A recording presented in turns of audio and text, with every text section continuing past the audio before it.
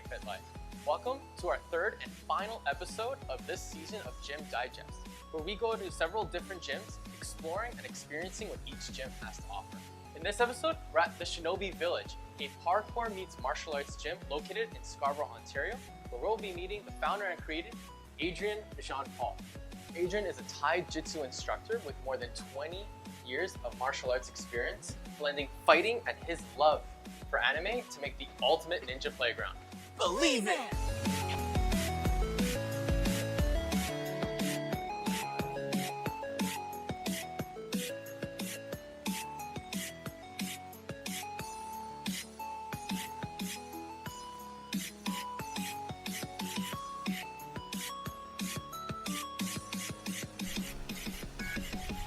All right, Adrian, again, thank you so much for allowing us to come here. Thanks for coming. Sort of, let's get to know you sort of prior to opening up Shinobi Village. Let's get to know sort of where you came from and how you started and that sort of thing. So as far as where I started my training, like I was 13 years old when I started training. But I always loved ninjas, ninja movies, all that kind of stuff. Every Halloween I was a ninja. Like I just always wanted to be a ninja. Oh, yeah? So when I found Ninpo Taijitsu, the martial arts practice, the fighting skills of the ninja, I was hooked instantly. But then as I got older and matured in the martial art practice, it kind of shifted from all that movie magic kind of stuff to more of the realistic and historical reasons what the ninja did what they did and how they did what they did. So I always loved that, and this is the kind of place I always wished existed, was a training ground for martial arts and for parkour. I figured I would give it a try and try to build it. Just basically create a way to support my family and live a life doing what I love every day. And the name, well, Shinobi, first of all, because ninja's kind of overused these days. You hear ninja, American Ninja Warrior, all that kind of stuff. It's nothing really to do with the ninja. Also, the term ninja was not a contemporary term. When there were ninja, when the Shinobi existed and were active, that was never a term used for them. Shinobi was one of the contemporary terms that they use for them, so it's a more traditional term. I just like the sound of it better, to be honest with you. As far as village goes, so at first I thought of like the academy, or the Shinobi Academy or stuff like that.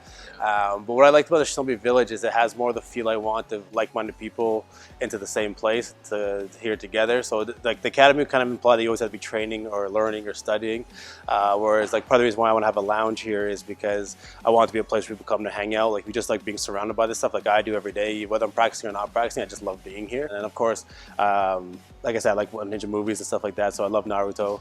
So of course that kind of So that's for sure. So like of course I fell into Naruto because like I said, everything that had to do with ninjas I just consumed. In the Naruto Shinobi Villages, they have a training center. They have these kind of things. That's where there's like a band that groups together. That's where the village came from, and the Shinobi Village kind of came to go like that. The look of it, I'm lucky I had really great artists to come and paint, because all I could give them was a feel. Like this is how I want to feel when you come in here. This is how I want to feel when you're here practicing and training. And they're able to kind of bring it out with their artwork. Because again, I'm not very artistic in that sense. So that was kind of so. The village just kind of best encapsulated the feel of what I want for this place, is Shinobi Village. Right on, man. Right on. And so for those who do not know, you've done over 20 years of Taijitsu. Yes. Sort of, what is Taijitsu for those people who do not know? So Taijitsu just means body skills. It's a very generic term. In this reference, what I practice, we have 9 schools of martial arts, and together we kind of group them as Taijutsu. They all have their own kind of specialties, and Taijutsu was kind of the term, or is the term, used for the martial arts schools, the fighting schools that the Shinobi, specifically of the Iga region, Iga and Koga regions, but mostly Iga regions. It's the fighting skills of the schools of the families within that region, but like different families would have their own different schools within the clan. So we have 9 of those schools, and so Taijitsu is kind of the term given to the practice of that set of martial art disciplines. I see. And what sort of like weaponry or sort of accessories is used in Taijitsu? So there's a lot. So everything from swords, from kenjutsu, so we use wooden swords for practice, boken, short swords, sticks, 3, 4, 6 foot staff, yari, which is a spear.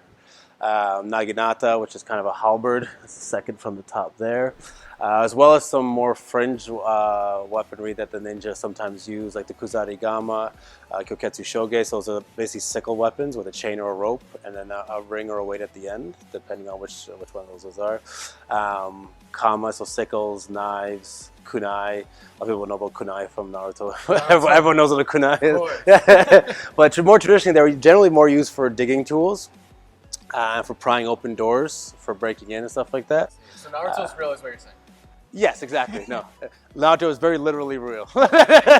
You heard it here first. Naruto's real. Believe it. Believe it. Naruto's real.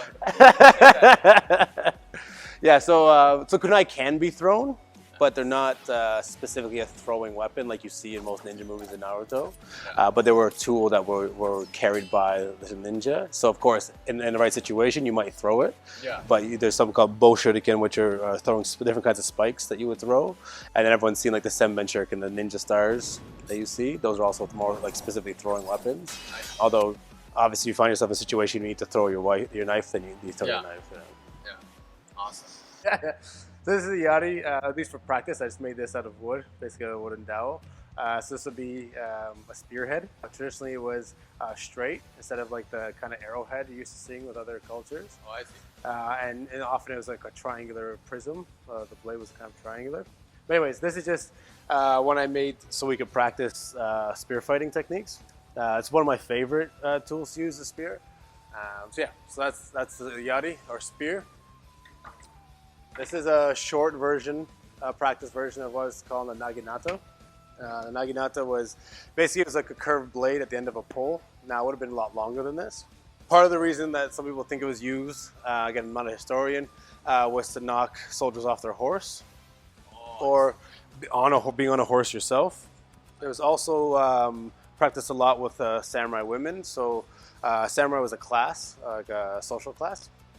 So the women of the household, if the men went off to battle, there are some women who went off to battle, but most of the time the women stayed home. So their job was to defend the household, and so they'd be taught naginata techniques and ways to fight with this blade. And again, should be longer than this, but the idea is again to keep your opponent away from you, so they don't have a chance to come in and attack with more like sweeping actions. So that's that. The kuzarigama is a practice version of the kuzarigama. Again, not necessarily a battlefield weapon. So you swing it. And the idea is to try to keep your opponent far away from you, especially farther away than the length of the sword. At which point you can either try to ensnare them or hit them with the metal ball, or try to knock the weapon out of the way or out of use so you can get in close enough to finish them off with the sickle. Again, not used in combat or in battle, more like a dueling weapon or something you could carry with you, somewhat concealed. And then the similar thing is a kyoketsu shoge. The main difference is that the Kyoketsu shoge had a blade that came out on front as well as just a sickle, a little bit shorter than the sickle part of it. And this would be a ring at the end. There's all kinds of tricks for trying to ensnare your opponent to catch their arm. One trick is to throw the ring at the opponent, and when they catch it, there's a way to throw the rope to actually like ensnare their hand, and then you drag them in, and then you can finish with the blade. Yeah, again, similarly to the kuzarigama, not really a battlefield weapon, more like a dueling or something you could easily conceal in your clothes and use it kind of like a self-defense tool. Adrian, what does the gym offer? So our basic, our model is open gym. So what you can do when you drop in for $20 or a membership for $90 a month, and it gives you access to the mat. So anytime there's not a class going on, you can practice your martial arts or whatever, yoga, anything that you do on the mat section, or you can practice with the weapons and stuff like that. As well as that, so we have a climbing rig over here. We have a bar section for practicing precisions, monkey bars. We have a house with a gabled roof and shingles. There's even a little spot you can crawl, almost as if you're crawling through the rafters. Again, like ninja movies. I built a lot of stuff with like ninja movies in mind, like, oh, this is so cool, I like doing this kind of thing. Yeah. So you have a house with windows, doors, that kind of thing there. We have a little alleyway back there with 2 towers, and then in between it there's a window section, 2 windows, 2 stories. So you can practice jumping up and down, climbing down from windows, that kind of thing. Oh, I see. A couple more bars over there to practice on. We have a bouldering cave over here, so some basic rock climbing kind of stuff. I find rock climbing really good for grip strength.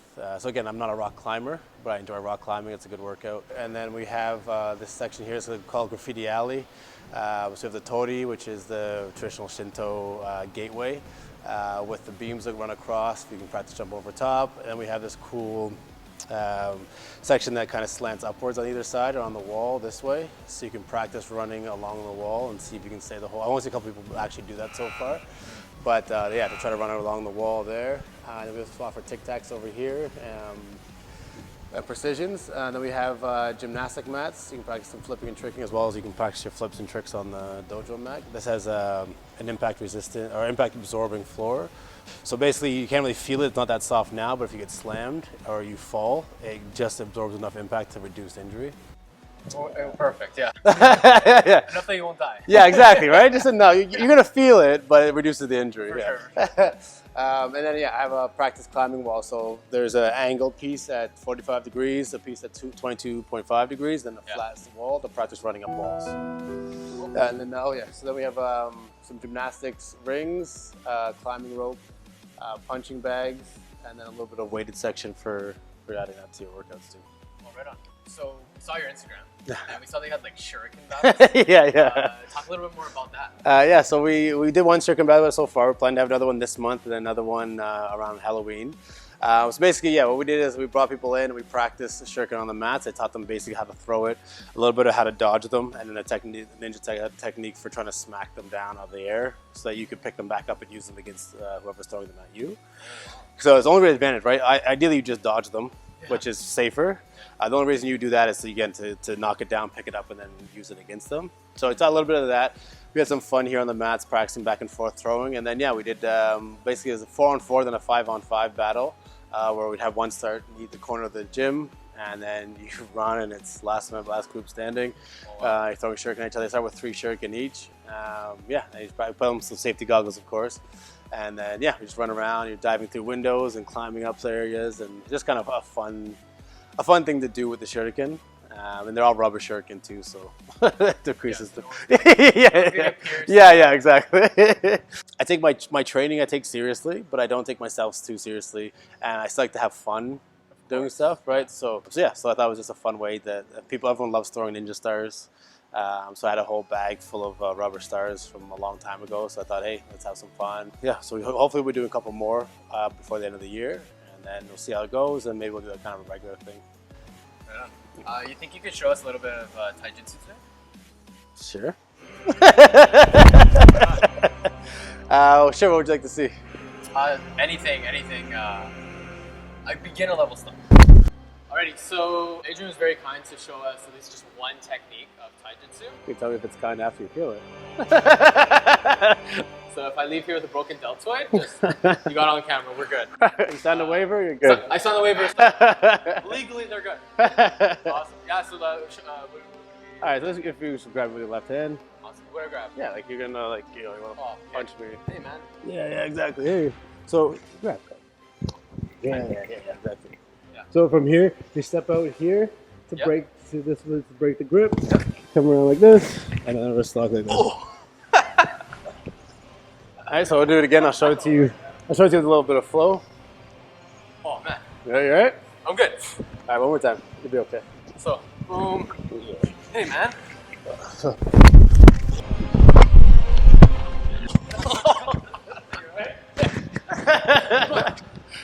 I felt my hand go like. Alright, wanna try another one? Yeah. Alright. Come in. Right here. So the other side is here. And like this. You alright? Oh, and I dropped down? Yeah. I mean, you get a break on wrist. Either way works. We'll see. Damn, man. Oh my god. Oh, show the other wrist. Get that wrist break. Even not the break.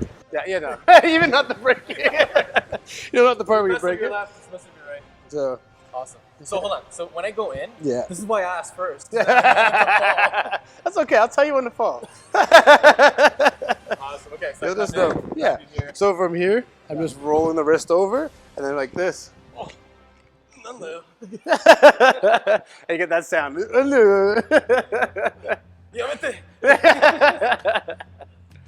Alrighty, Adrian, thank you so much for this whole thing. Thanks for coming by. Thank you for tuning in to another episode of Gym Digest. But before we go, Adrian, if you want to do any, if you want to put in a plug, anything that you're working on, any future sort of things you're going on for the gym? Yeah, so we have Taijitsu classes. We have someone teaching capoeira classes. My buddy Alex does MoveNet classes and parkour classes for kids and adults. So you want to learn parkour, we're just getting back into kind of shape to do parkour. MoveNet's really great for that. Alex is a great instructor for parkour. Yeah. Alrighty, their Instagram is down below. They're actually also working on a YouTube channel. That link's going to be down below as well. Don't forget to like, comment, and subscribe. Hit the bell for notifications. And thank you so much for tuning in to our last episode of GymDigest, at least for this season, alright?